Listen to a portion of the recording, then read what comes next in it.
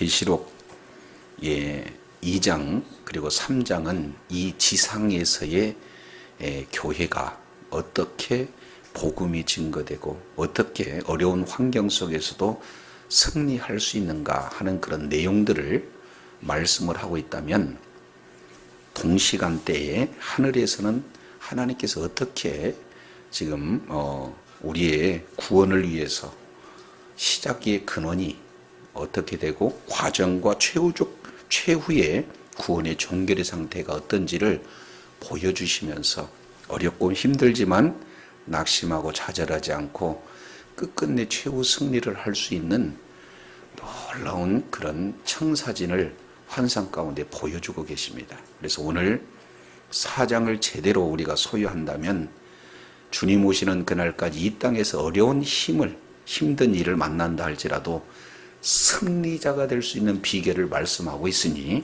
이 말씀을 잘 깨닫고 최후의 승리자가 되기를 원합니다. 아멘. 자, 옆에 분한테 한번 인사 나누겠습니다. 사랑하고 축복합니다. 사랑하고 축복합니다. 네.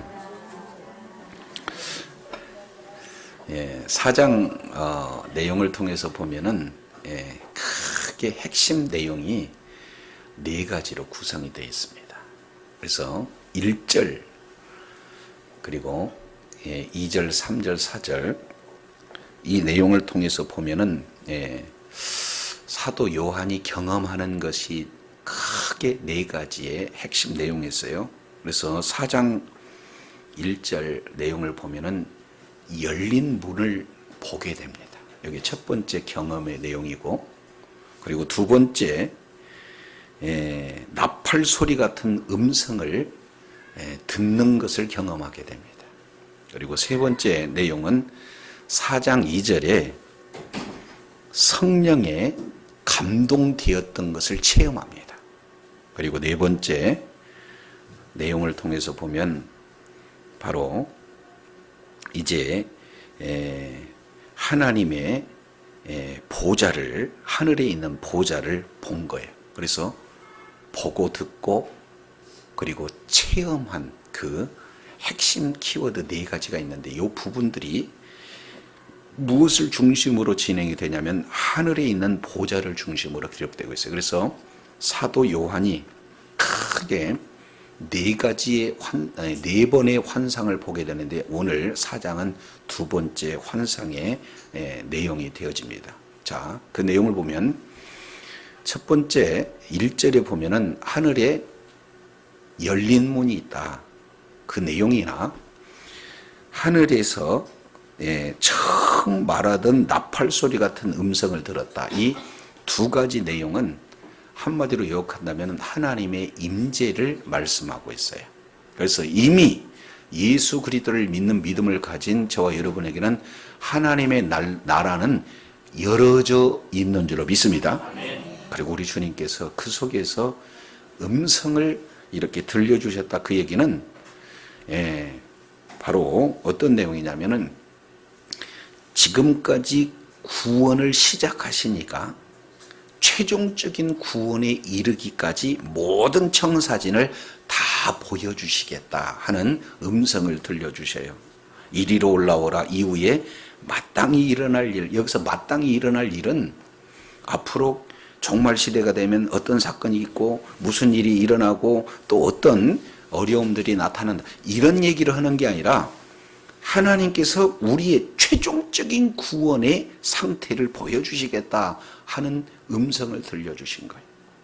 그러면은 그 가장 우주의 기원이 되어지고 세상의 근본이 되어지는 무엇을 보여주지 하면은 하늘의 보좌를 보여주십니다.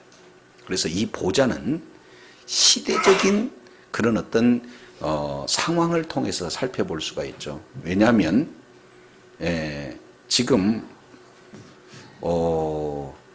요한 사도 입장에서 보면은 1세기 그때 당시에 이 모든 세상의 주관자가 바로 도미티아누스 황제다. 그러니까 황제가 보좌에 앉아서 온 세상을 통치하고 온 세상을 다스리고 있다는 그런 내용이 아니라는 거죠. 황제가 통치하고 황제가 심판하고 황제가 뭔가 영광을 받는 황제 전체 내용의 한 단어를 보좌인데, 그게 아니라 지상의 보좌가 아니라 어디 보좌예요? 하늘의 보좌. 이 내용은 이 세상에서 모든 통치가 끝나는 것이 아니라 그 이후에 하나님 나라에서도 영원토록 통치하고 계신 분이 누구냐 하는 그 청사진을 보여주시는 거예요. 자, 그랬을 때 4절 우리 내용을 한번 보게 되면은 4절에 누가 나와 있습니까?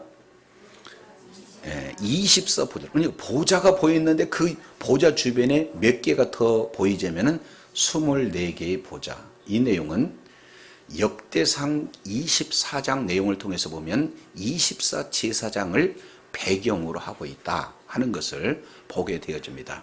한마디로 본다면 24 장로는 모든 구원받는 성도들을 대표하는 모습이에요.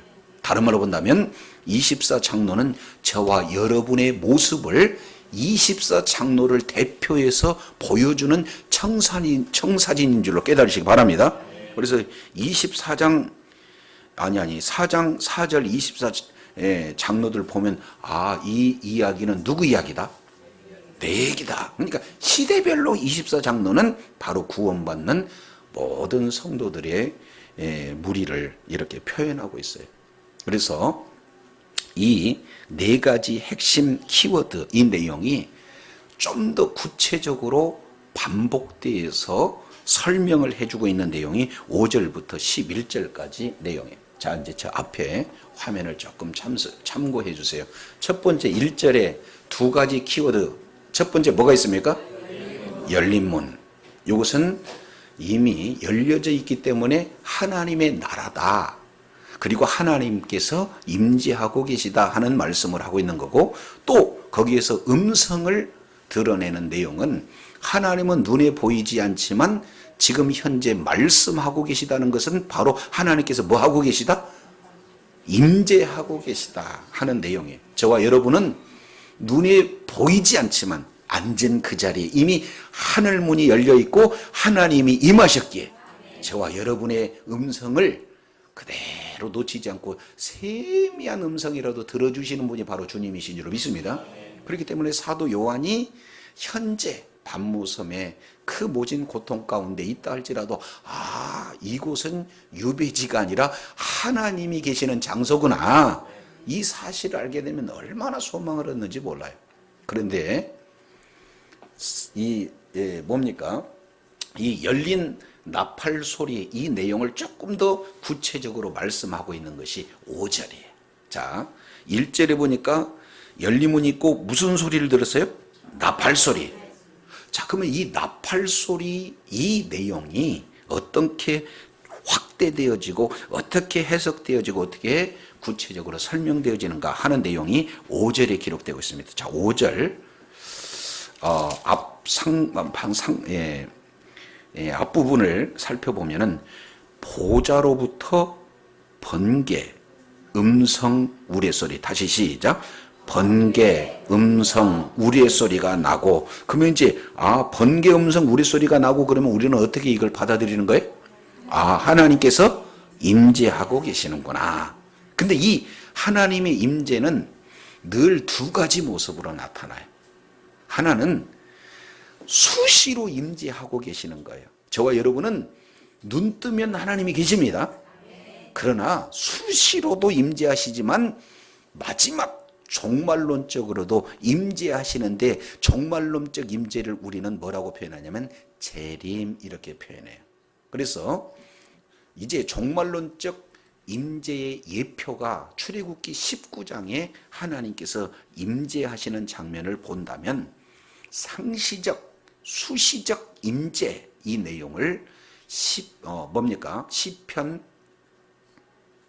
18편 7절부터 14절까지 수시로 우리 주님께서 우리의 기도를 들어주시고 늘 우리의 모든 삶의 현장에 그때그때 이렇게 임하시는 그런 어떤 모습을 구약적인 배경을 통해서 우리가 살펴볼 수가 있어요. 자, 그래서 하나님께서는 늘 임재하시지만 종말론적으로 재림, 다른 말로 우리의 최종적인 구원을 실현하기 위해 오신 분이 우리 주님이신 줄로 믿습니다. 요걸 뭐라고 표현하면 나팔, 그리고 또 뭐라고 그래요? 그 다음에 번개, 음성, 우레소리.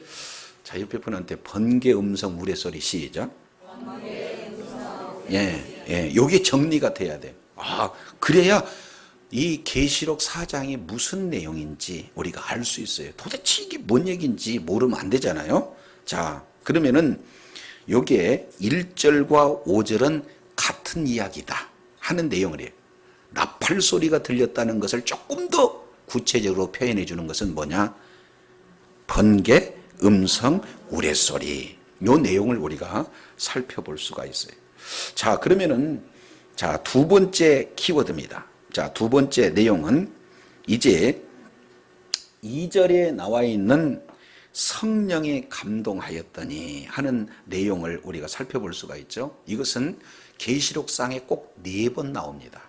그래서 계시록 1장 10절, 그리고 4장 2절, 17장 3절, 그리고 21장 10절 이 4번 성령에 감동되었더니 이렇게 표현을, 다른 말로 본다면 아예 성령에 푹 쌓여져서 네 번째 이런 뭡니까? 환상을 보게 되는. 그래서 1장 10절의 환상을 보고 이어서 두 번째 환상을 보게 되는 거예요. 이럴 때 보여주신 분이 누구냐면은 성령께서 지금 보여주신 거예요. 그러면은 여기서 성령이 등장하고 있는 그 내용이 어떻게 해석이 되어지는가 하는 내용이 짝이 오늘 문장 구조 속에서 나타나는데 그게 5절 하반절입니다. 보좌 앞에 뭐가 있어요? 7 등불이 있습니다. 뭐가 있어요? 7 등불이 있고 이는 7 등불을 이는하고 설명해 주는데 그 설명이 뭡니까? 하나님의 뭐예요? 이것은 구약적 표현을 말씀하고 있어요. 그래서 계시록은 404절 그리고 그 404절 가운데 278절이 구약 내용을 직접 내지는 간접적으로 진행하고 있기 때문에 구약을 모르면 신약을 이해할 수가 없죠. 그러면 여기서 나타나는 7 등불이 뭐냐? 이 내용은 우리가 출애굽기 성막을 통해서 자세히 살펴볼 수 있는데, 자, 하나님이 계시는 곳, 계시록의 내용으로 본다면 보좌가 있는 곳, 이 내용을 뭘로 표현하냐면 지성소다 이렇게 표현합니다. 근데 그 지성소 앞에 성소가 있는데 성소에는 3가지 기구가 있습니다. 그 중에 첫 번째는 금촛대가 있고 떡상이 있고 그리고 향단, 이 3가지가. 그리고 내용을 7 등불이라는 내용이 그런 성막적 개념으로 오는 거예요. 그러면 하나님 앞에 나가려고 한다면 반드시 뭐가 켜져 있어야 되는 거예요? 등불이 켜져 있어야 된다 하는 내용입니다. 저와 여러분이 늘 삶의 현장 통해서 모든 문제의 해결자가 되신 주님을 만나야 되는데, 이런 만나기 위해서는 반드시 성령의 조명이 있지 않고는 우리가 깨달을 수가 없게 되어진다 하는 내용이에요. 그래서 성령께서 지금 불을 쫙 비춰주는데 그 불이 뭐냐? 오해할까봐 뒤에 이렇게 해서 하나님의 7 영. 자, 옆에 분한테 한번 인사 나누겠습니다. 하나님의 7 영은 성령입니다. 시작. 그러면은 잘못하면은 성령이 7이라는가? 그게 아니에요. 이것은 7가지의 사역을 하신다. 그 내용은 완전한 사역을 하신 줄로 믿습니다. 그러면 무슨 사역을 하시는 거예요? 우리들을 구원하시는데 완전하게 사역하신다 하는 내용을 7 등불 하나님의 7 영으로 표현해 주시고 있는 줄로 믿습니다. 자, 우리는 계시록을 앞으로만 보면 큰일 나요. 그럼 어떻게 되냐면 지금 현재 속에서 비전을 봐야 됩니다. 그러면은 요한 사도가 쓸 때 그때 당시는 요한은 어디 있어요? 밤모섬에서. 지금 말씀 때문에, 예수 그리스도의 증거 때문에 너무 힘든 고통을 당하고 있는 그 현장에서 성령께서 환상을 쫙 보여주는데 7등불 7영을 쫙 보여줬다. 그 얘기는 하나님께서 내 구원에 시작하는 이 내용을 중도에 포기하시지 않고, 한번 구원이 시작됐으면 어렵고 힘든 과정이 있다 할지라도 최종적인 구원을 이루는데 끝까지 일하시는 하나님의 영을 보여주신 줄로 믿습니다. 그러면은 낙심하고 좌절해야 돼요. 반드시 하나님께서 구원해 주시겠다는 청사진을 봤으니까 어렵고 힘들지만 승리해야 되겠습니까? 그러니까 7등불 이거 보면은 소망과 빛이 보이는 거예요. 아멘이시죠? 예, 요게 지금 성령을 조금 더 자세히 표현해 주는 것을 7등불 그리고 7영으로 묘사해 주는 것을 보게 됩니다. 자, 이제 세 번째 내용이 바로 어떤 내용이냐면은 하늘이 뭘 베풀었어요? 보좌를 베풀었어요. 이제 보좌에 앉으신 이가 있습니다. 근데 보좌에 앉으신 이 내용을 3절에 보니까 몇 개로 표현하고 있냐면, 하나님을 표현할 길이 없으니까 무엇으로 표현하냐면 보석으로 표현했어요. 무엇으로? 그러니까 이 보석은 한번 생각해 보세요. 햇빛보다도 더 찬란한 빛이 있는 곳에 보석이 쫙 비치면 이 보석이 어떻게 생겼을까요? 너무 영화롭고 너무 아름답고 말로 표현할 수 없는 그런 모습, 이 내용을 보석 그랬어요. 우리 주님은 보석이 아니고 보석 같다라고 표현하는 줄로 믿습니다. 근데 보좌에 앉으신 분, 지금 이 우주 만물의 모든 통치자가 누구냐? 보좌에 앉으신 분이 바로 그분이 모든 것의 통치자인 줄 믿습니다. 사도 요한이 그때 당시에 살았던, 그때 당시에 온 세상을 통치하는 자가 바로 도미티아누스 황제의, 그게 아니라 지금 시대마다 보좌에 앉으신 이가 있어요. 우리나라에 지금 보좌에 앉은 이는 대통령. 세계적으로 또 한마디로 힘쓰는 자는 누구예요? 트럼프. 근데 이건 우리 시대고, 다음 시대에도 여전히 보좌에 앉은 자가 있는데, 이 보좌는 잠깐 그런 통치가 있지만 이 땅에서 영원히, 그리고 하나님 나라에서도 영원히 통치하는 분이 보좌에 앉으신 분인 줄로 믿습니다. 그분이 얼마나 존귀한지 벽옥과 홍보석과 녹보석 같다 그 얘기했더니 보석이라는 거예요. 말로 표현할 수 없는 아름답고 존귀하고 영광스러운 분이라는 거예요. 근데 그 속에서 우리 주님은 딱 하나 용어를 거기다가 넣었는데, 그걸 뭐라고 표현하냐면 무지개라는 거예요. 뭐라고요? 그러면 무지개, 그러면 우리는 바로 창세기 8장에 나와 있는 바로 무지개 언약을 우리가 볼 수가 있어요.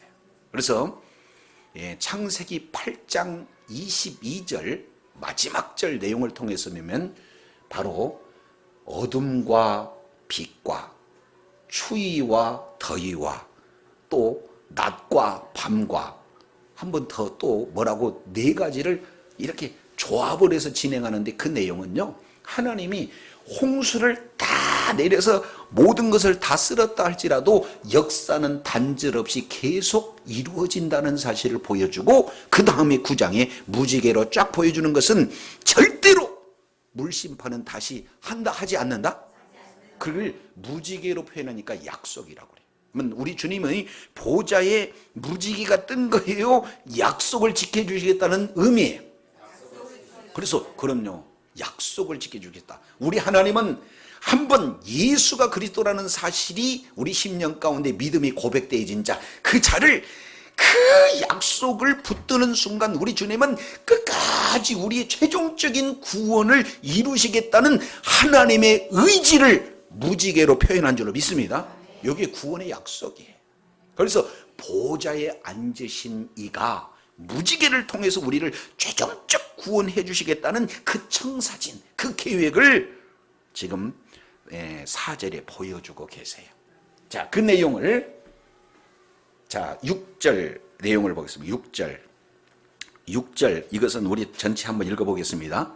그러면 보좌에 앉으신 이와 무지개가 어떻게 조금 더 자세히 설명되어지는가가 하는 내용이 6절을 우리가 보면은 알 수가 있어요. 이제 6절에서 9절까지 내용인데 그 중에 6절 우리 한번 읽습니다. 시작.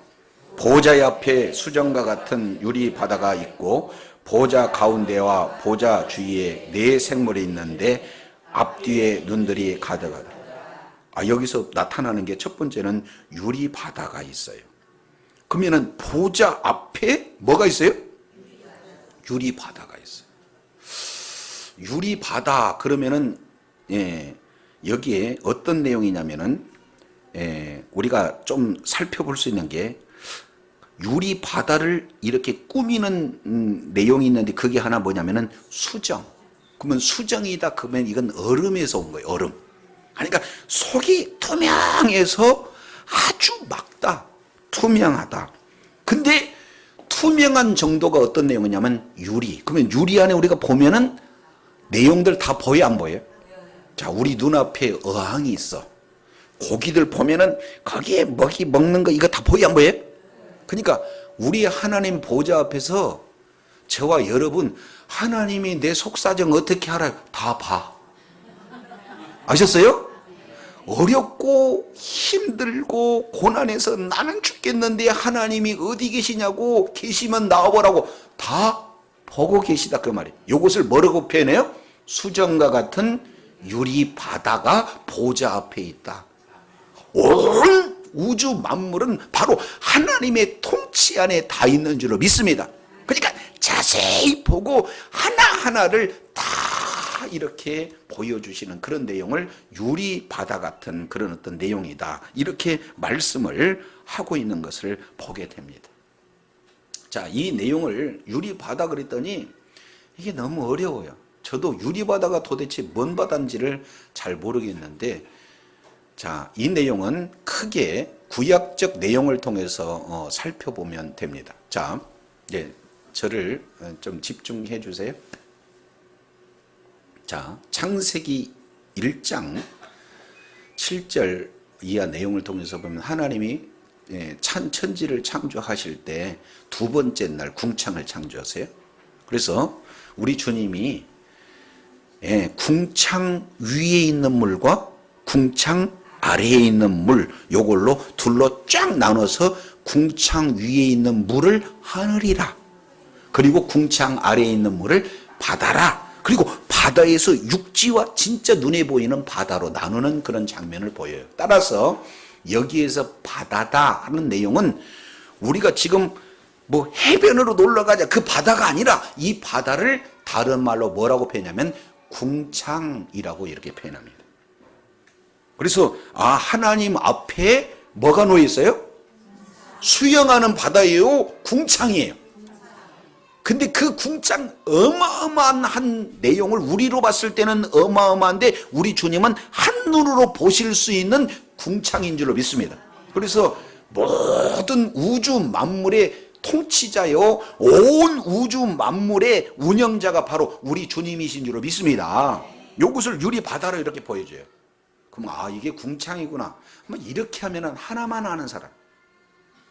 그러면 이 내용을 우리는 뭘로 봐야 되냐면은 또 복음적으로 영적으로 봐야 되잖아요.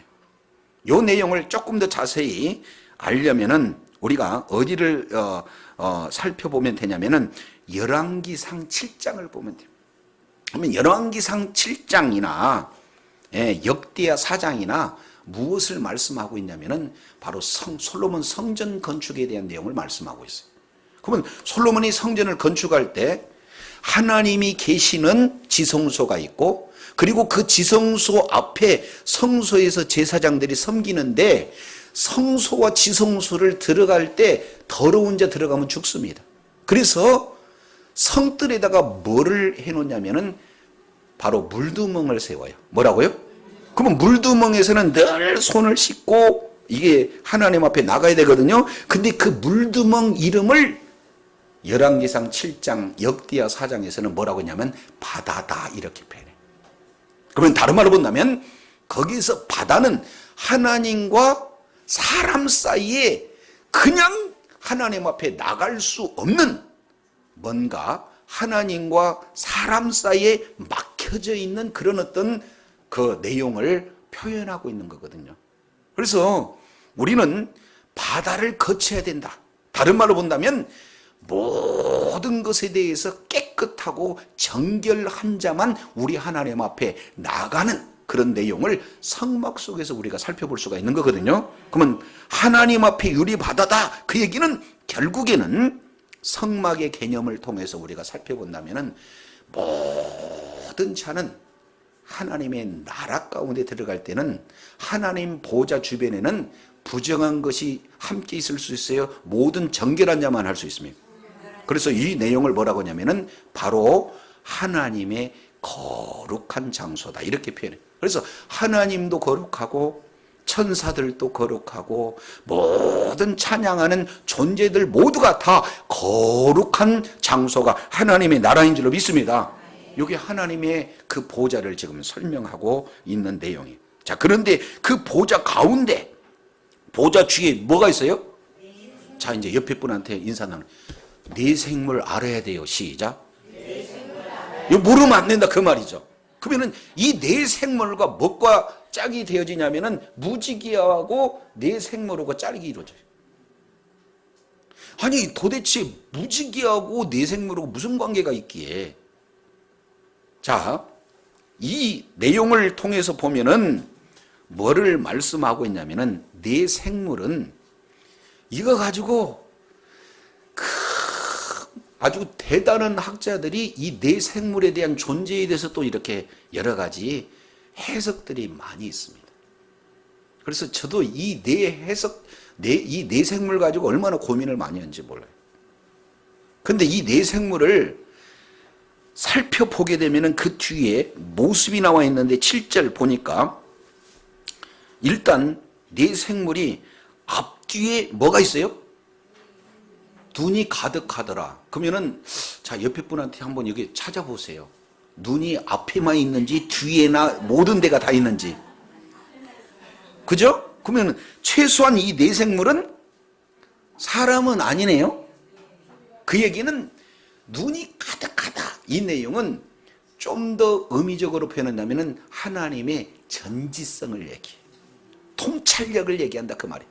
그러면은 생물은 눈이 가득하다 그러면은 하나님의 통찰력이 있어서 한 사람 한 사람을 다 통찰하는 그런 전지적 능력, 통찰의 능력을 가진 존재구나 하는 것을 우리가 1차적으로 볼 수가 있어요. 그래서 첫째 생물, 둘째 생물, 셋째 생물, 넷째 생물 이 내용인데 자, 첫째 생물은 사자, 두 번째는 송아지, 세 번째는 사람, 네 번째는 독수리예요, 독수리 같아요. 이것은 상징이에요. 설명할 것이 있다라는 것을 말씀을 하고 있죠. 그러면은 한번 보면은 사자는 동물 중에 가장 왕이다 이렇게 표현하죠. 그러니까 사자 그러면 우리가 이미지를 뭘 가져올 수가 있을까요? 용맹하다. 그 힘! 이 내용을 말씀하고 있습니다. 생물은 용맹스러운 힘이 있는 뭔 의미가 있구나 하는 것을 우리가 볼 수가 있고 두 번째 송아지. 이것을 원문으로 보면은 소가 맞습니다. 소. 그러면 저도 이제 어렸을 때 소를 키워보다 봤고 소가 무슨 일을 하는지 어렸을 때 제가 경험을 한 그런 내용이죠. 그러면 소는요, 무거운 짐을 끌고 갈 때도 묵묵히 힘이 있으니까 끌고 가요. 그리고 논밭 갈 때도 열심히 일합니다. 그래서 나중에 좀 시골에서는 돈이 필요하면 이제 뭘 갖다 팔아요? 소 갖다 팔아요. 그러면 그 소 산 사람이 갖고는 소를 잡아먹어요. 그러면 잡아먹으면은 껍질은 껍질대로, 고기는 부위별로 먹고, 내장 다 쓰고, 결국에는 꼬리, 다리까지 먹고, 나중에 남은 뼈는, 이야, 그러면 소 이 내용을 통해서 살펴보면 뭘 얘기하냐면은 헌신, 희생 이런 내용. 그러면은 사자라는 이 내용은요, 이를테면 용맹힘, 우리를 구원하는 일에 절대적으로 물러섬이 없다. 그 용맹스러움이 나타나는 사자의 이미지도 있지만, 소처럼 십자가에서 예수님이 달려 돌아가실 때 많이 그 고통을 아시면서 헌신하고 희생적인 순종적인 사랑이 바로 주님의 성품이거든요. 그러니까 소를 통해서 이런 내용들을 알 수가 있어요. 세 번째, 사람. 이것은 시편 8편 여기에 4절 5절 이 내용을 통해서 보면은 이 피조물 중에 가장 하나님 비슷하게 만드는 자가 누구냐면 사람이에요. 그러니까 존귀한 자로 만들었습니다. 그래서 사람 그러면은 지혜의 상징이에요. 그러니까 아무리 지혜롭다 할지라도 사람한테는 당연하지 못합니다. 그래서 저와 여러분을 구원하는 일에 모든 지혜를 통해서 저와 여러분을 구원하신다 그 말이에요. 마지막 독수리는 민첩, 먹이 그냥 휙 날아가고는 이게 하는 내용의 민첩성 이런 내용. 그러면은 여기서 생물은 뭐냐? 하나님께서 우리를 구원하는 일에 내 생물이 하는 일들을 상징적으로 이렇게 보여줬는데 용맹스럽게 힘있게 희생적으로 헌신적으로 지혜를 다해서 민첩하게 우리들의 구원을 이루시는 존재 이런 어떤 내용. 근데 이 내용을 많은 학자들은 뭐라고 표현하냐면은 세상 모든 피조물들의 그런 어떤 대표다 이렇게 표현해요. 그래서 짐승의 대표, 짐승의 대표, 가축의 대표, 모든 피조물의 대표, 모든 조류의 대표. 그래서 모든 피조물들이 하나님을 향하여서 찬양을 드린다. 그러면 은혜는 되는데 문맥으로는 안 맞아. 그러니 이 문제를 어떻게 해결할까? 그래서 성경 자세히 살펴보면은 두 군데 단서를 줍니다. 첫 번째 내용을 통해서 보면은 이 생물의 그 본래 이 배경을 말씀하고 있는 데가 어디냐면은 에스겔서 1장입니다. 그래서 에스겔서 1장 내용을 보면 똑같이 사자, 송아지, 사람, 독수리와 같은 형상을 가진 네 생물을 나타나는데 거기에서 에스겔서 10장 20절에 답을 말씀하고 있는데 거기서는 뭐라고 하냐면은 그룹이다라고 얘기. 생물은 누구다? 자, 옆에 분한테 한번 인사하면 생물은 그룹이래요. 이건 제가 얘기한 게 아니라 에스겔 선지자가 대답을 했다 그 말이에요. 그러면 그룹이라는 것은 뭐냐? 천사의 이름을 얘기해. 그래서 천사는 크게 두 종류입니다.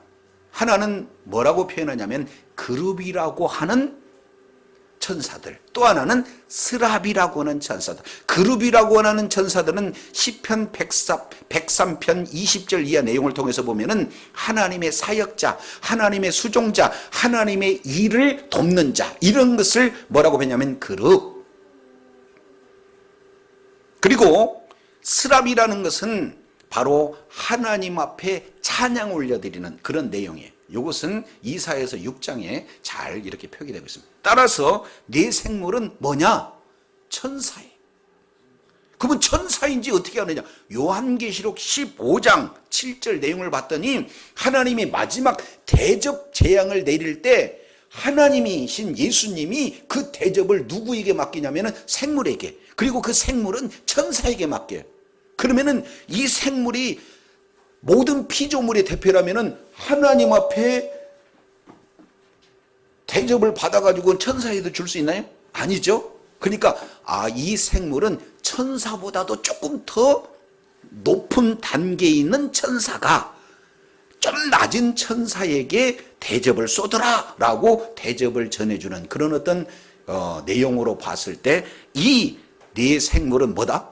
천사예요. 따라서 하나님이 무지개 언약을 통해서 내가 반드시 구원을 시작했다면 어려운 일, 힘든 일이 있다 할지라도 마침내 구원하는 그 약속, 약속을 무지개로 표현했다는 것은 모든 자를 구원, 예수 그리스도의 십자가와 부활의 그 복음을 믿는 믿음을 가진 자는 우리 주님이 반드시 구원하시겠다는 그 구원의 계획이고 그 구원의 바로 약속이 무제력으로 드러난 줄로 믿습니다. 그러면 그 일을 누가 해요?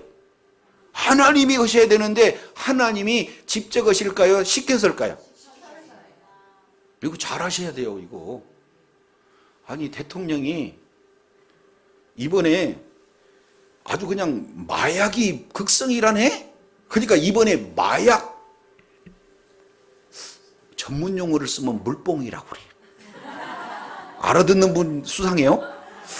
그래서 요거 좀 문제가 되니 이거 확실하게 해라라고 얘기한다면 대통령이 세관에 가갖고는 일일이 할까요? 아니면은 사역자들을 쓸까요?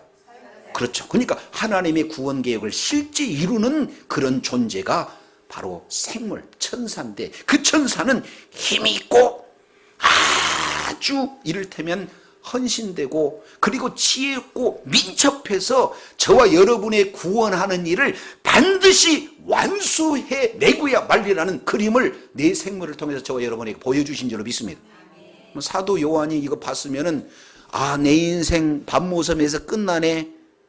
말씀과 예수 그리스도 증언 때문에 내가 이 고생을 당하고 그러면 나는 뭐야 이렇게 낙심하고 좌절할까요? 이런 모습을 보면 맞아, 하나님이 나와 함께 하시고 하나님이 약속하신 그 내용을 반드시 이루시겠구나 소망이 생긴 줄로 믿습니다. 여기 지금 이런 내용. 그러면 이제 네 번째 내용을 통해서 보면은 여기에 24장로를 보여주잖아요. 여기서 교회의 장로님을 얘기하는 게 아니고 24장로는 뭘 얘기한다고 그랬습니까? 모든 믿는 믿음을 가진 성도들이에요. 자, 이제 4절 하반절에 보면은 24보좌들이 있고 보좌들 위에 누가 있습니까? 24장로가 있는데 24장로의 두 가지의 내용을 소개하고 있죠. 1번 뭘 입고? 그리고 2번 자, 옆에 분한테 흰옷과 금관이랍니다. 시작. 이게 우리들의 모습이 돼야 되는 거예요. 그러면은 24장로다 그 얘기는 24제사장에서 오는 내용이고 24제사장이라는 내용은 저와 여러분은 왕같은 제사장이기 때문에 사명적 존재인 줄로 믿습니다. 그러면 제사장 그러면은 사명이 있는 거예요. 목사님은 신학교 가서 내가 사명 있는 자고 전도사님은 사명이 있는 자예요. 나는 아니네요. 그게 아니라 모든 성도는 사명자인 줄로 믿습니다. 나를 구원해 주신 예수 그리스도 그분이 나의 구세주입니다라고 나도 믿고 다른 사람들에게도 전하여야 하는 사명적 존재가 저와 여러분인 줄로 믿습니다. 이걸 제사장이라고 그래요. 자, 옆에 분한테 나는 왕 같은 제사장입니다. 시작.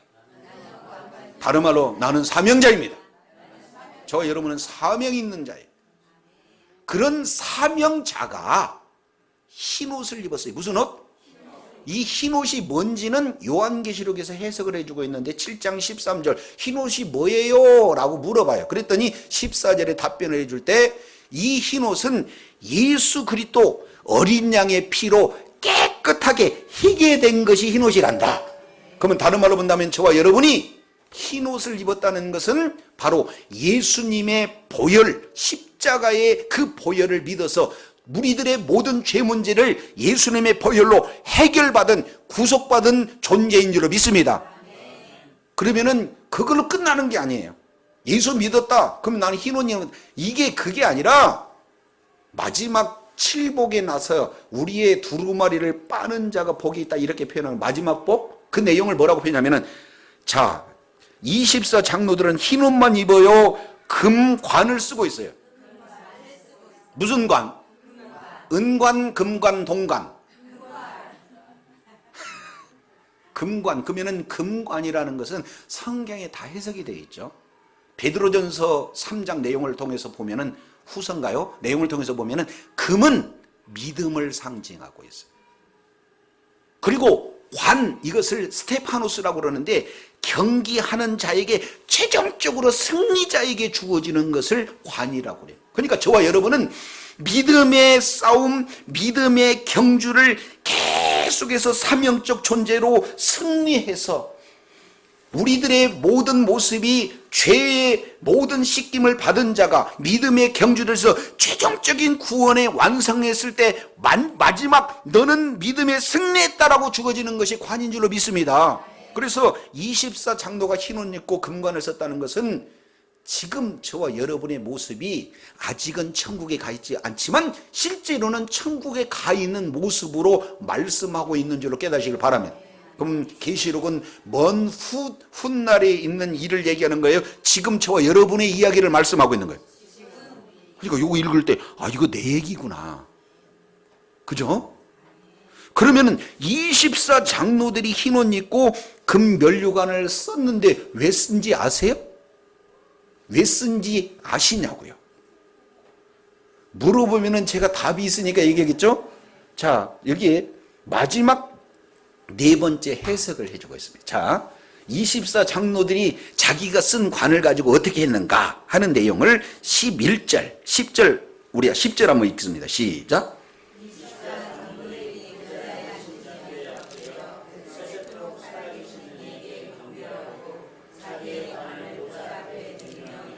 자기 관을 어디에다 드려요? 아니, 자기 건데 왜 하나님께 드릴까요? 그잖아요. 봤더니 흰 옷을 입었는데 이게 흰 옷을 내가 입은 것이 아니네? 하나님께서 입혀준 것이네? 두 번째, 내가 믿는 것 같은데 우리 주님이 믿음의 주요 온전케 하신 이가 우리를 믿음까지 주셨네? 내가 헌신하는 것은 내가 헌신하는 게 아니라 헌신할 수 있는 환경도 믿음도 건강도 주셔서 하나님께서 이런 존귀한 자로 만드셨네? 그러면 사도 바울은 마지막에 뭐라고 고백할게요? 나의 나된 것은 오직 하나님의 은혜. 그러니까 이것은 내가 써야 할 내용이 아니라 이렇게 쓰게 하시고 있는 이 전적인 은혜, 이 주인공은 바로 주님이시군요. 나는 쓸 자격이 없고 우리 주님이 쓰셔야 됩니다라고 주님 앞에 올려드리는 믿음이 최종적인 믿음인 줄로 믿습니다. 아직은 어리면은 당연히 내가 써야지. 내가 봉사하고 내가 헌금하고 내가 성도들을 섬기고 내가 전도하고 내가 했던 그 내용은 아직 어리니까.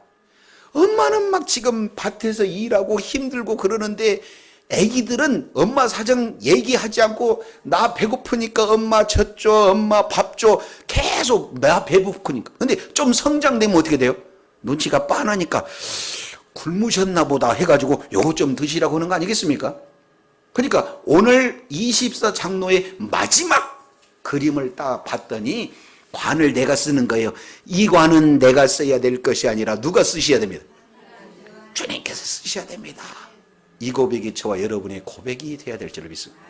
성숙된 믿음이죠. 네 가지. 요 사장의 해결이 돼야 돼요. 자, 하늘에 열린 문이 있습니다. 그리고 거기에서 나팔소리 같은 음성이 들었습니다. 여기 조금 더 구체적으로 번개와 음성과 우레소리로 같이 쫙 됩니다. 하나님의 임재, 최종적인 하나님의 이제 재림에 대한 내용이 우리들에게 예표적으로 쫙 보여줘요. 요한아, 네가 지금 이렇게 어렵고 힘들지만 우리 주님 다시 오신다. 지금 어렵고 힘들지만 조금만 참아라. 보좌에 앉으신 이가 바로 황제가 아니라 하나님이시다. 그분이 모든 것을 통치하신다. 그분이 최종적인 심판하신다. 최종적인 영광이 그분이 받으신다. 쫙 보여줘요.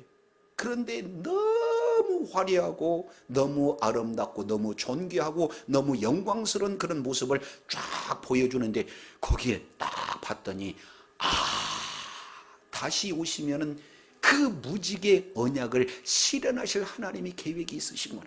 그 내용을 조금 더 자세히 살펴봤더니 이제 뭐라고 표현하냐면은 바로 하나님의 일곱 영, 그리고 그 일곱 영을 통해서 일하는 그 사역자들 봤더니 이게 보통 존재가 아니. 사자같이 용맹하고 힘이 있을 뿐만 아니라 송아지처럼 끝까지 헌신하고 충성을 다하는 사람, 그 지혜, 그리고 마지막 독수리처럼 민첩하게 한 번 구원받은 그 인생을 끝까지 구원인 완성하겠다는 그 그림을 쫙 보여주는 그 모습이 24장로들의 안전 모습인데, 그것은 예수님의 보혈로 정결케 한, 이제 믿음으로 끝까지 승리한 자에게 주어지는 그 관을 써있는 그 모습을 마지막에 봤더니 깨닫고, 아, 이것은 전적인 하나님의 은혜다 하고 모든 영광 주님 앞에 올려드리는 그런 24의 장로의 모습이 저와 여러분의 현재의 모습인 줄 믿습니다. 이것은 에베소서 2장 5절 이하의 내용에 쫙 설명이 됐습니다.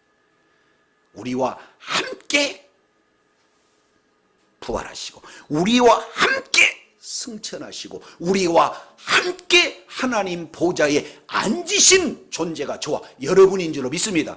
그래서 우리가 발을 딛고 있는 이 장소는 이 땅일런지 모르겠지만 실제 저와 여러분은 이미 하늘에 있는 천상적인 존재가 저와 여러분인 줄로 믿습니다.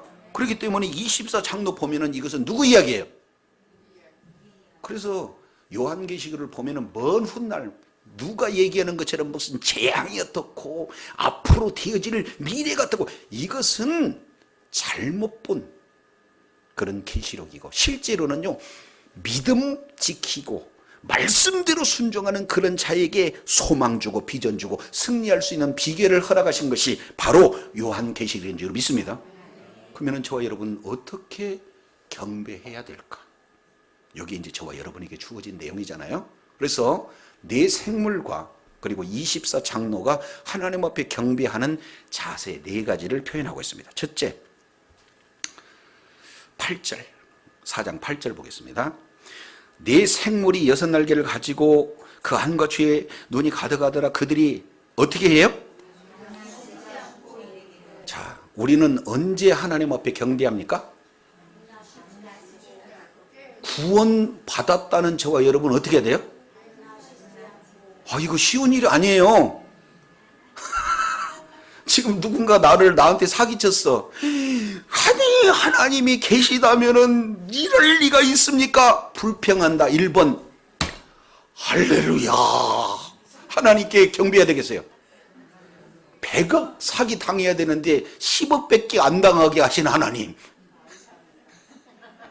아니, 조금 좀 어리석은 것 같아요. 그러니까 밤낮한다는 것은요, 좋은 일도 나쁜 일도 무슨 일도 내가 이렇게 어리석어서 이렇게 했는데 그나마 이게 잘못한 것을 보고 깨닫게 해주신 것 감사합니다 하는 것이 믿음의 그런 어떤 고백 아니겠습니까? 자, 하다가 막 가다가 너무 일이 잘 돼버렸어요. 그러면 또 어떻게 해야 돼요? 야, 오늘 운세 좋다. 아니에요. 이것은 하나님의 은혜로다. 이게 밤낮 쉬지 않고 저와 여러분이 해야 할 내용이에요. 한번 따릅니다. 걸어가다 시작. 왜 하필 3번 얘기했냐면은 우리 주님은 완전한 거룩한 분이에요. 동시에 우리가 찬양도 어떻게 돼요? 완전하게 찬양을 올려드리는 내용을 말씀하고 있습니다. 자, 그래서 1번 자세는 어떻게 해야 된다? 밤낮. 아이, 집중을 안 해주시네. 자, 옆에 분한테 밤낮 해야 된대요. 시작. 두 번째는 4장 10절에 봤더니 24장로들이 보좌에 앉으신 이 앞에 어떻게 되겠대요? 어떻게? 한번 따라합니다. 엎드려. 시작. 이 엎드린다는 것은요, 천주교에서 신부가 될 때 우리는 무릎을 꿇는데 기독교에서는 거기는 땅에 쫙 이렇게 뻗습니다. 이렇게 땅에. 여기 엎드리다라는 뜻이에요. 다른 말로 본다면 항복. 이것은 나는 아무것도 할 수가 없어요. 나는 이제 전적으로 내 생각도 항복하고요, 내가 가지고 있는 지혜 갖고 아무것도 할 수 없다는 것을 내가 항복하고요, 모든 것을 항복한 전적으로 내 인생의 주인이 주님이십니다. 내 인생의 모든 왕이 바로 주님이십니다라고 고백하는 겸손의 표현이 엎드리는 줄로 믿습니다. 제가 이만큼 할 테니까요, 이만큼은 하나님 도와주세요. 이것은 엎드리는 존재가 아니에요. 그런데 엎드리라고 그랬더니 여기 와서 맨날 이렇게 엎드리면 문자적으로 이해하는 거고 실제 의미로는 뭐예요? 하나님 앞에 그렇죠. 헌신한다. 겸손하다. 하나님을 왕으로 모셔드린다 하는 그런 내용이 되어지는 거예요. 세 번째 10절 하반절에 왔더니 세세토록 살아계시는 이 앞에 경배하고 자기 면류관을 하나님 앞에 뭐예요? 이건 내 공로가 아니에요. 이런 믿음 주신 것도 감사하고요. 이런 환경에서 이기게 하신 것도 감사하고요. 이렇게 어렵지만 지금도 인내하고 하신 우리 주님 앞에 감사하고요. 늘 우리 주님 앞에 내 공로 없이 하나님 앞에 온전히 영광 돌리는 그런 저와 여러분이 되어야 될 줄로 믿습니다. 마지막 4절, 네 번째가 4장 11절. 우리 한번 따릅니다. 주 하나님이여. 시작. 주 하나님. 아니 이게 보통 내용이에요. 1세기 당시에는 길드라는 그 경제 공동체에 안 들어가면은 다 굶어 죽을 상황이 된다 그 말이에요. 근데 거기 들어가려면은 도미티안이 주입니다. 도미티안이 하나님입니다. 이렇게 고백해야 이론이 되는 거거든요. 근데 설령 그 고백을 하지 않고 궁핍이 찾아온다 할지라도 주님은 가이사가 아니라 주님은 바로 나를 위해서 십자가에 주신 예수 그리스도가 나의 주인이십니다. 한번 따라해야 돼. 주 하나님. 이게 보통 고백이 아니다. 그래서 주 하나님이야 하고 1. 영광과 2. 존귀와 3. 권능을 받으시기에 뭐다? 저와 여러분이 네 번째 내용이 바로 존귀, 영광, 권능을 받으시기에 합당합니다 하는 그러한 찬양의 내용을 통해서 주님께 영광 돌리는 저와 여러분이 되어야 될 줄로 믿습니다. 그럼 왜 합당해요? 왜 합당하냐 그 말이 우리 주님이 잘못하면은 왜 그러신데요? 이렇게 얘기할 수 있는데 왜 합당하냐 이렇게 얘기하냐 그 말이죠. 이유 그 뒤에 이렇게 있으면 주께서 만물을 뭐 하신지라? 아니 지으시니가 하나님이신데 그 지으셨다는 것은 뭐냐면은 주권자라는 거예요. 소유권을 말씀하고 있다 그 말이죠. 근데 하나님이 지으신 존재가 뭡니까? 만물. 자, 다시 하나님이 지으신 게 뭐예요? 만물이면 저와 여러분의 인생을 지으신 분이 누군데요? 저와 여러분의 가정을 지으신 분이 누군데요? 우리 지금 현재 섬기고 있는 교회를 지으신 분이 누구신데요? 그러니까 이 세상의 모든 피조물, 지금 현재 어렵게 하고 있는 그런 모든 통치자들도 다 하나님의 작품에 불과해요. 근데 하나님의 자리에 누가 거기에 앉을 수 있겠어요? 그래서 주님이 영광과 존귀와 권능을 받으시기에 합당한 내용은 모든 만물이 다 하나님의 것입니다. 아멘이시죠? 여기에 가장 잘 고백했던 자가 누구냐면 사도 바울입니다. 로마서를 크게 1장에서 16장까지 딱 양분한다 그러면 1장에서 11장까지 그리고 12장에서 16장까지 그래서 11장까지는 교리라고 얘기할 수가 있습니다. 근데 맨 마지막에 교리를 마지막 한 단어로 압축도 압축한 내용이 로마서 11장 36절 내용이 되어집니다. 이는 만물이 시작 만물이 주로 주님께로 나오고 주님께로 말미암아 주에게로 돌아가니라. 다시 요게 세 가지예요. 만물이 주님께로 뭐하고 나오고 주님께로 나오고 주님으로 말미암고 주님께로 돌아가느니라. 그러니까 이 내용은 만물의 근원이 주님이고 모든 과정 하나하나 진행이 바로 통치가 다 주님께 이렇게 갖춰져 있고 최종적으로 돌아갈 장소가 어디예요? 주님. 그래서 한번 따라합니다. 주 시작 주 요 내용이 주권사상. 신앙의 가장 최고봉은 어떤 내용이냐? 하나님의 주권을 인정하는 것. 지금 오늘 계시록 4장 10절 24 장로들이 하나님의 주권을 인정하며 찬양하고 있어요. 만물이 주님으로부터 나왔군요. 모든 만물이 주님을 위해서 존재하고 주님의 통치 가운데, 주님의 경영 가운데, 주님의 보호 가운데, 주님의 공급 가운데 있군요. 그러나 최종적으로 만물은 주님께로 가야 맞군요. 그러니 나를 이렇게 써주신 것 감사해요. 나는 내가 받을 이 면류관을 내가 쓸 자격이 없고 이조차도 주님 앞에 올려드려야 됩니다 하는 것이 주권을 인정하고 고백하는 신앙인 줄로 믿습니다. 저와 여러분의 건강 누구 겁니까? 저와 여러분의 모든 달란트 누구 겁니까? 자녀도 물질도 달란트도 모든 시간도 실제 우리가 갈고 경험했던 모든 그런 지혜 지식 경험도 다 우리 주님의 것인 줄로 믿습니다. 그래서 내가 잘난 것이 아니라 하나님이 나를 하나님의 그런 어떤 주권을 인정하는 그런 자들에게 이게 주셨구나. 그러면 마지막에 저와 여러분이 할 수 있는 내용이 그 뒤에 기록되고 있죠. 로마서 11장 36절. 그 다음에 뭐라고 표현했습니까? 그에게 영광이 세세토록, 요걸 영광사상이라고. 하나님의 주권을 인정하는 자 마지막에 뭐예요? 먹든지 마시든지 무슨 일을 하든지 그런 주권을 인정하는 자는 하나님께 영광 돌리는 존재가 된 줄로 믿습니다. 따라서 이 두 단어 한번 따라합니다. 주권사상, 영광사상. 이것은 사도 바울의 전체 핵심이요 기독교 핵심이다. 그리고 저와 여러분의 핵심인 줄로 믿습니다.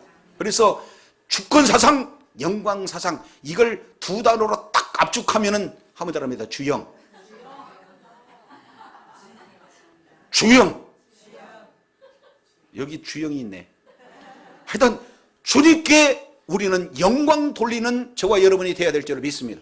그래서 계시록 4장에 나와 있는 내용은 하나님의 전적인 주권, 이 내용을 통해서 마지막 하나님 앞에 영광 돌리는 그 내용은 사도 바울이 그때 당시에 하나님의 환상 가운데 보여준 그 뜻을 바로 알기 때문에 지금 현재 처해 있는 이런 상황에서도 이 어려움에 낙심하고 좌절하고 포기하고 넘어지는 그런 어리석은 자가 아니라 이 내용을 확실히 보여주니까 이기고 승리하고 비전의 사람이 된 줄로 믿습니다.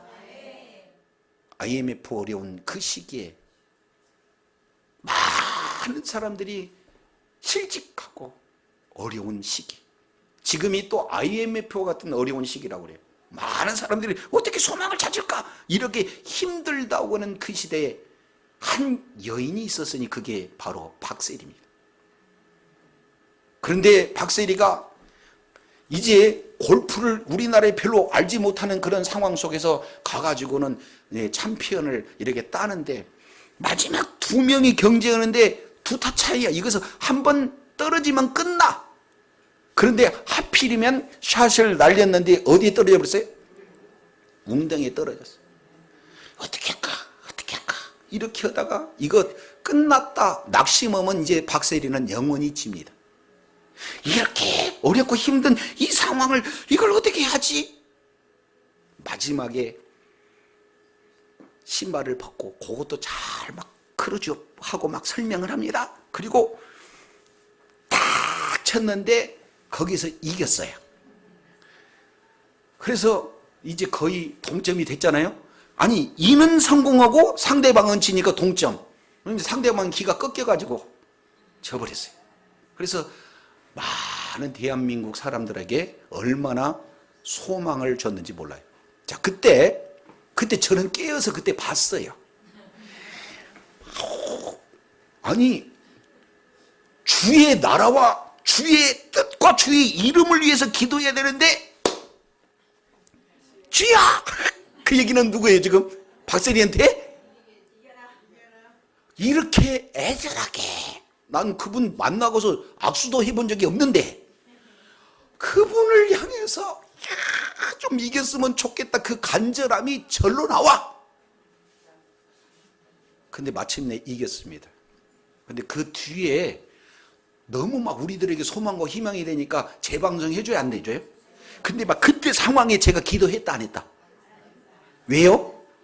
이기는 건 장애는 이겼다는 것을 보고 확신을 거했기 때문에 사도 바울에게 지금 이 장면을 보여준, 아직 어려운 고통 환경이 있지만 이미 이겨놓은 싸움이라는 것을 봤다. 그러면은 지금 하나님의 말씀과 예수 그리스도의 증언 때문에 지금 반모섬이라는 이런 환경이 온다 할지라도 낙심하고 좌절해요. 요거 조금 있으면 이길 텐데 하니까 이것은 무시되고 하나님의 환경을, 하나님이 보여주는 그런 환상에 더 관심을 갖게 되는 겁니까? 이 얘기예요. 지금 2장 3장에서는 너무나 어려운 고통 현실이 지상 상황이 지상교회에서 놓여졌는데, 하나님의 천상교회에서 모든 우주 만물이 주님의 보좌로부터 근원이 시작이 되고 말미암고 주님께 돌아가는 이런 상황 하나하나를 봤더니 24 장로가 바로 그때 시대는 요한이고 지금 시대는 저와 여러분인데, 마침내 승리해서 최종적인 승리관을 눈으로 딱 봤다 그러면은 지금 어렵고 힘들지만 좌절하고 낙심하지 않고 이미 이겨놓은 싸움을 이기면서 나가는 저와 여러분이 될 줄로 믿습니다.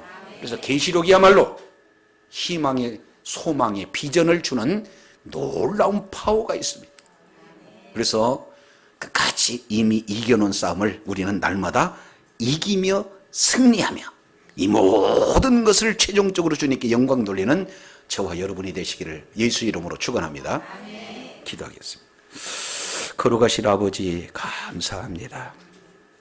계시록 4장을 통해서 미리 하나님의 나라의 최후 승리의 그림을 환상으로 보여주신 것은 지금 어렵고 힘들지만 이미 이겨놓은 싸움이기에 환경 때문에 넘어지고 자빠지고 두려워하고 이렇게 낙심하는 어리석은 자녀가 한 사람도 없이 이겨놓은 싸움을 끝까지 붙들고 최종적인 구원의 완성에 이르도록 우리 주님께서 환상으로 보여주신 것 감사합니다. 이제 확실한 믿는 믿음으로 우리가 자신을 이기고 죄를 이기고 사탄을 이겨서 최고의 승리자로 이미 주어진 하나님의 나라의 모든 분복도 다 누리고 하나님 앞에 최후 승리로 주님께 영광 돌리는 축복의 자녀들, 지혜의 자녀들, 능력의 자녀들 다 되게 하여 주시옵소서. 예수 그리스도 이름으로 기도 올리옵나이다. 아멘.